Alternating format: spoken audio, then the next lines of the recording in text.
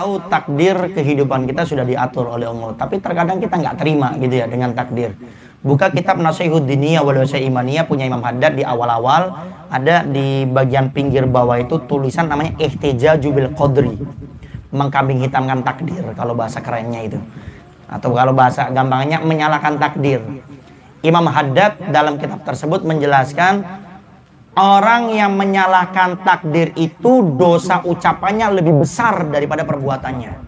Contoh, ada laki-laki nggak sholat, kita tegur, Kang sholat. Sudahlah, nggak usah ingetin saya nggak sholat karena Allah takdirkan saya tidak sholat. Nanti kalau Allah takdirkan saya sholat, saya akan sholat. Jadi Ustadz nggak usah ceramah di sini, kalau mau ceramah di panggung sana tuh, di masjid. Ini namanya mengkambing hitamkan takdir. Atau seorang perempuan, wahai perempuan, kan dalam Islam kita diwajibkan untuk nutup aurat. Kenapa kamu tidak nutup aurat? Saya ditakdirkan oleh Allah hari ini membuka aurat. Nanti kalau Allah takdirkan saya nutup aurat, pasti saya nutup aurat sendiri. Nah, ucapan yang seperti ini kata Imam Haddad itu dosa ucapannya lebih besar nanti di hari kiamat daripada perbuatannya. Kenapa? Menyalahkan takdir. Padahal Allah berikan kita akal untuk berpikir. Makanya manusia dinamakan al-insanu hayawanun natik. Manusia itu binatang, tapi binatang yang berakal. Artinya sama kita dengan binatang. Cuma bedanya kita sama binatang itu apa? Dikasih akal. Makanya kalau ada orang suka menyalahkan takdir, lebih baik jadi ayam sama bebek sama entok gitu. Akalnya kasih aja sama mereka. Nah kalau ada ayam, kucing masuk ke rumah ngambil ikan, ngambil ini, dimana kurang ajar ya ayam ya, kurang ajar ya kucingnya, nggak punya akal. Nanti kalau kucing sama ayam diberi izin oleh Allah ngomong dia, sudah sini akalnya separuhan sama saya. Hah? Jadi kita yang jadi manusia yang benar. Kalau nggak pengen dimasukin kucing sama ini ya tutup pintu depannya, pintu belakangnya, kan diberi akal oleh Allah. Makanya saya juga kadang-kadang bingung nih, orang-orang suka protes sama takdir. Emang kalau kita protes takdirnya berubah gitu? Contoh, naudzubillah min dzalik, uang hilang 100.000, protes, ya Allah kenapa uang saya hilang? Kemudian tiba-tiba uangnya datang, celing 100.000 gitu. Korban sinetron masih itu. Secara akal pun nggak masuk di akal. Kita protes apa ini dapat? Makin enak yang ada itu. Makanya rukun iman yang ke terakhir itu antuk mina bil qadri khairihi wa syarrihi, kan jelas. Beriman dengan yang baik sama yang buruk, jangan cuma yang baik aja diimani. Gila yang buruk protes sama Allah, hati-hati.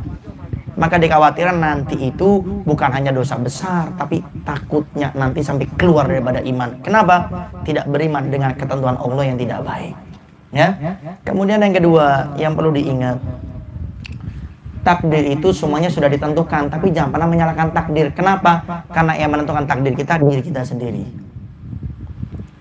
Loh, Ustadz bukannya sudah ditentukan? Memang sudah ditentukan, tapi siapa manusia yang tahu takdirnya sendiri? Tidak tahu. Kalau semua manusia mengatasnamakan, oh ini semuanya takdir dari Allah, coba ada nasi depan kita ya, sama lauk semuanya. Berani enggak bilang sama si nasi, nasi, kalau takdirnya kamu, rizkinya saya akan masuk sendiri ke mulut saya. Apa kata orang? Jelema edan masih. Orang gila masih.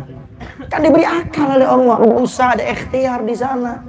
Makanya ada yang merumuskan itu, hidup kalau ingin tenang, senang, bahagia harus punya rumus hidup namanya duit. Duit. Lihat, duit. Doa, usaha, ikhtiar, tawakal, bukan duit fulus. Walaupun kata Abadilja kullu syai' bil fulus mulus wa kullu syai' bi ghairi fulus mampus.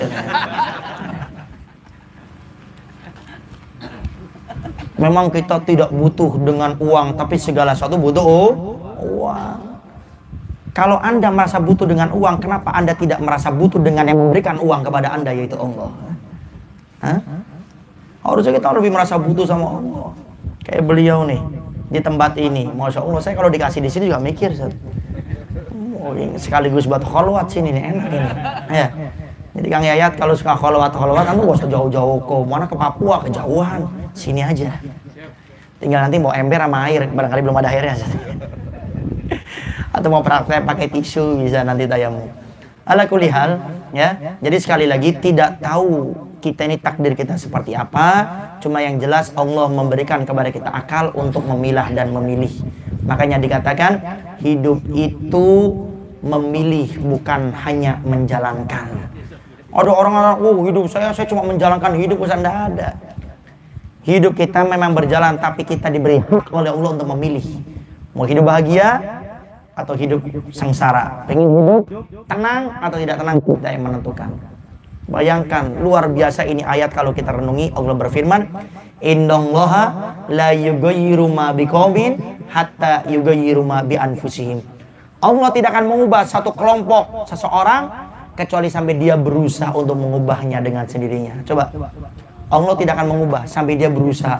Padahal Allah punya sifat qadir, Allah punya sifat qahar.